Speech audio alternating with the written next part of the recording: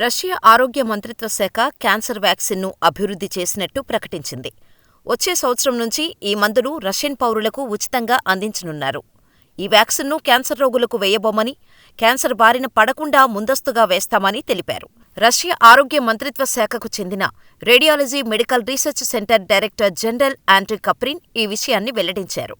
అయితే ఈ వ్యాక్సిన్కు సంబంధించి ఇంకా చాలా ప్రశ్నలు ఉత్పన్నమవుతున్నాయి.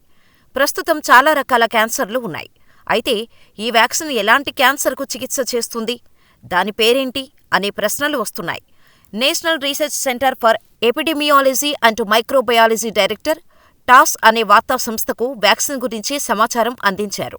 ఇప్పటికే వ్యాక్సిన్కు సంబంధించిన ప్రీ క్లినికల్ ట్రయల్స్ జరిగాయి. ఈ టీకా కణితి పెరుగుదల, సాధ్యమయ్యే మెటాస్టాసిస్ను అణిచివేస్తుందని కనుగొనబడింది. దీనికంటే ముందు రష్యా అధ్యక్షుడు వ్లాదిమిర్ పుతిన్ మాట్లాడుతూ, రష్యా శాస్త్రవేత్తలు క్యాన్సర్కు వ్యాక్సిన్లను రూపొందించడానికి ప్రయత్నిస్తున్నారు. త్వరలోనే ఫలితం వెలువడుతుంది. ఈ వ్యాక్సిన్ రోగులకు అందుబాటులోకి వచ్చే అవకాశం దగ్గరలోనే ఉంది అని తెలిపారు. అయితే కొత్త వ్యాక్సిన్ ఏ రకమైన క్యాన్సర్ చికిత్సలో ప్రభావవంతంగా ఉంటుందో స్పష్టంగా తెలియలేదు. అంతేకాకుండా దీని పేరు కూడా ఇంకా వెల్లడించలేదు. అనేక ఇతర దేశాలు కూడా ఇలాంటి ప్రాజెక్టులపై పనిచేస్తున్నాయి. క్యాన్సర్ చికిత్స కోసం బ్రిటిష్ ప్రభుత్వం జర్మనీకి చెందిన బయోఎన్టెక్ కంపెనీతో ఒప్పందం కుదుర్చుకుంది.